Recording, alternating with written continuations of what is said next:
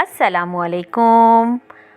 Welcome to Iram dreams vlog. क्या हाल चाल हैं? ठीक ठाक होंगे, आबाद होंगे आप अपने अपने घरों में।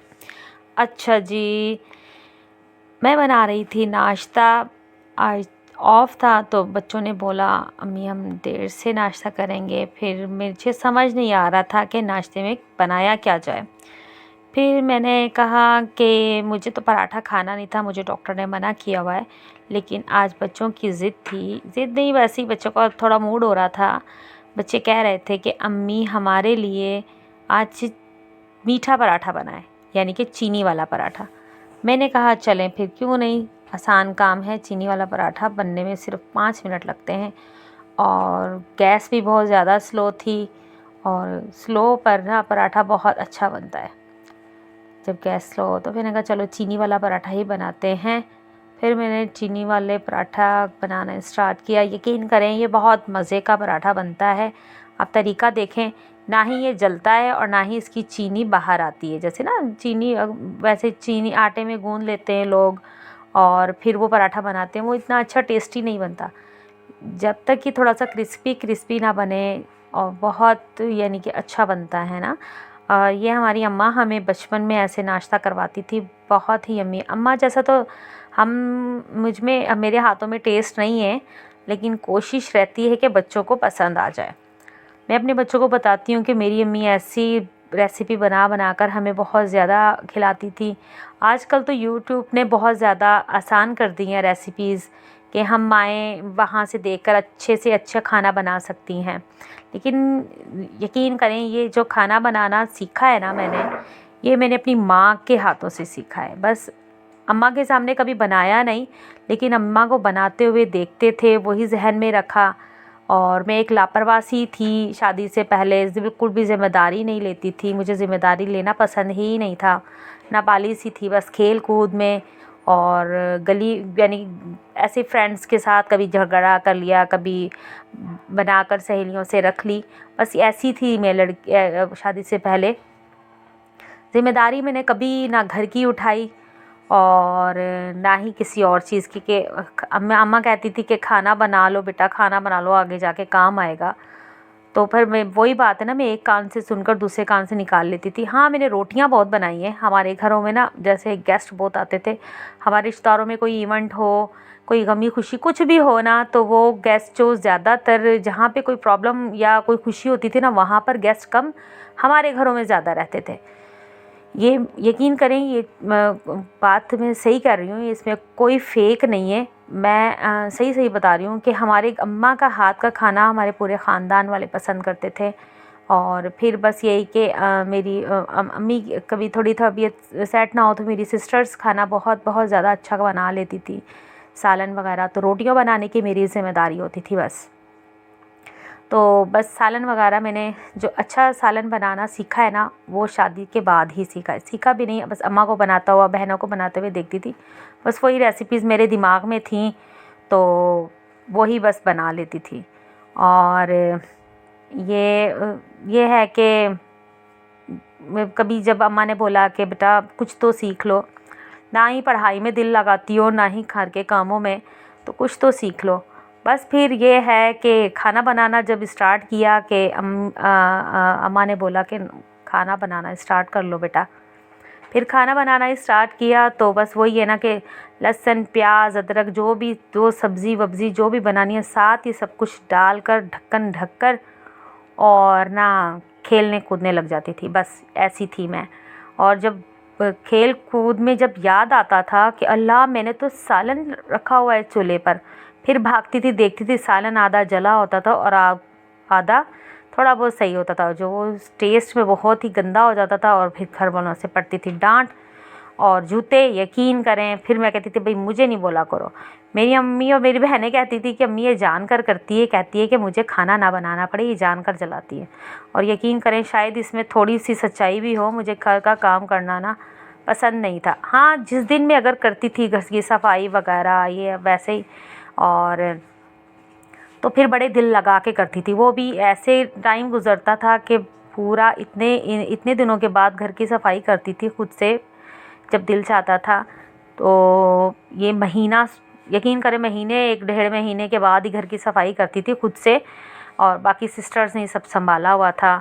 और जब करती थी तो बड़े दिल लगा कर करती थी, और हर चीज़ को चमकाना धोना, हर चीज़ को यकीन करें कोई जाला वाला नहीं रहना। और फिर बल्कि मेरी बड़ी बहन मुझे कहती थी कि अम्मा को कहती थी कि अम्मा ये अगर इरम थोड़ी सी सही हो जाए तो यकीन करें हमारे घर के आधा काम तो ये मैडम निपटा ले, इतनी जल्दी जल्दी काम करती है। लेकिन मैं कहती थी नहीं ना बाबा ना, मैंने नहीं जिम्मेदारी उठानी। शादी हो गई, फिर बस मैट्रिक के बाद फ़ौरन से पहले शादी हो गई। शादी होने के बाद पता लगे कि ज़िम्मेदारियाँ होती क्या हैं। यकीन करें फजर में ही उठना, कहाँ मैं 10 बजे उठने वाली लड़की और सुबह फजर में उठना पड़ता था। कहते हैं ना ससुराल के रंग में ढलना पड़ता है, बस यही। फिर ये कि अल्हम्दुलिल्लाह मुझे यहाँ पर कोई इतनी रोक टोक तो नहीं थी, लेकिन एक शर्मो लिहाज तो था ना कि बड़ों का इज़्ज़त करना है और खाना वगैरह बनाना है। तो बस फिर सुबह उठती थी और फजर में उठते ही नमाज़ अदा करके फिर मैं साथ ही मशीन लगा लेती थी। पहले इतना लाइट वगैरह का इतना इशू नहीं होता था ना कि भाई लाइट जा रही है, नहीं, बस फजर की नमाज़ के साथ ही मशीन लगा लेती थी, कपड़े वगैरह धोने, सास ससुर के, अपने हस्बैंड के। तो काफ़ी दफ़ा तो ऐसा होता था कि मेरी पड़ोसने सुबह अम्मा, जैसे मुझसे तो इतनी एलवाई नहीं थी लेकिन मेरी सास के साथ काफ़ी थी, आती जाती थी, माशाल्लाह अच्छा मोहल्ला था हमारा। तो फिर काफ़ी दफ़ा तो वो मेरी सास को कहती थी, जो आंटियाँ मुझे मिलने या सास को मिलने आती थी, कहती थी भाई तुमने रात को ही मशीन लगा के कपड़े धो लिए हैं। तो मेरी सास बल्कि कहती थी नहीं ये हमारी बहू ने लगाई है, ये लोग सो रहे होते हैं तो ये कपड़े धो लेती है, बड़ी सुग्गड़ है हमारी बहू। और यकीन करें जब फिर नए नए फिर ज़ाहिर है रिश्तेदारी बन आते हैं जाते हैं, फैमिलीज मेम्बर्स आते जाते हैं, तो मेरी सास मेरी तारीफ़ करती थी, मुझे बहुत अच्छा लगता था ना। और सब यही कहते थे कि वाह हम इनको भी कोई सुगड़ बहू मिल गई। बस फिर वक्त गुज़रता गया, हालात ने सब कुछ सिखा दिया, और कुछ अच्छा कुछ बुरा। फिर स्ट्रगल को बहुत था लाइफ में, कभी कहीं घूमने नहीं गए। बस मैं कहती थी बस ये घर है, बस मेरे दिमाग में यही था कि घर है, खाना बनाना है, खाना खाना है, और बस ये है लाइफ। फिर आहिस्ता आहिस्ता आहिस्ता पता चला कि माँ बाप का प्यार क्या होता है। फिर कदर हुई कि बैठकर खाना खाने में और बनाकर खाना खाने में। फिर अम्मा की याद बहुत आई कि अम्मा मुझे अपने हाथों से खिलाती थी। बस ऐसे ही वक्त गुज़रता गया। आज 16 साल हो गए और माशाल्लाह बच्चे मेरे बराबर के हो गए, और बस न्यू रेसिपीज़ बनाती हूँ। इंशाल्लाह मैं आगे व्लॉग्स में आप लोगों के साथ शेयर करती रहूँगी कि मैं खाने में क्या क्या बनाती हूँ और अच्छा क्या बनाती हूँ।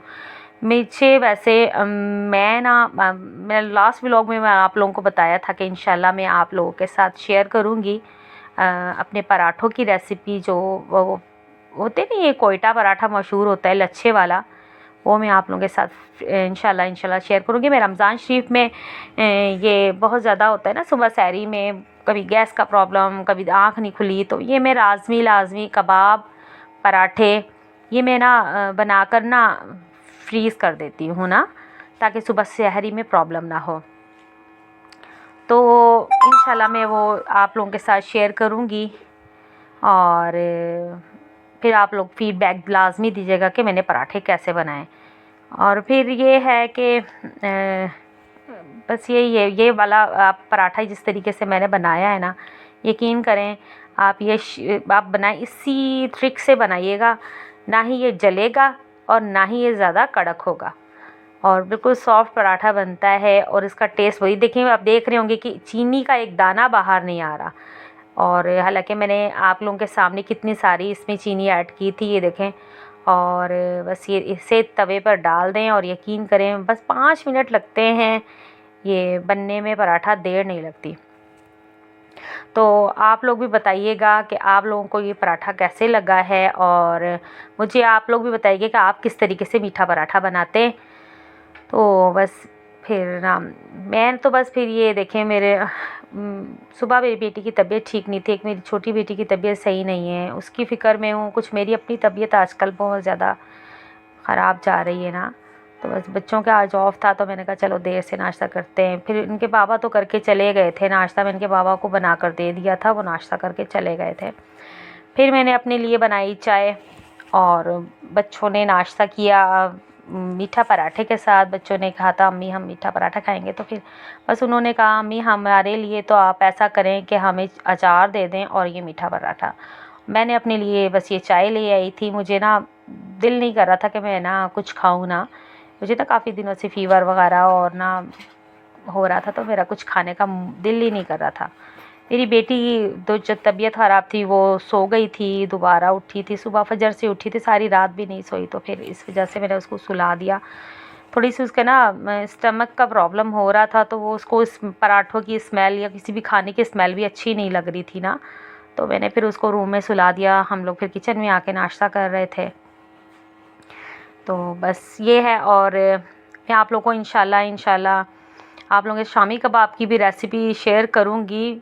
और मैं अचार भी बहुत अच्छा बना लेती हूँ। ये अचार वैसे में ये दूसरा अचार है, ये पैकेट वाला अचार है नेशनल वालों का, तो इसमें वो आया तो वो डब्बे में ही था। लेकिन मैंने कहा डब्बा, ये आप डब्बा देख रहे हैं ना, ये नेशनल अचार का ही डब्बा था।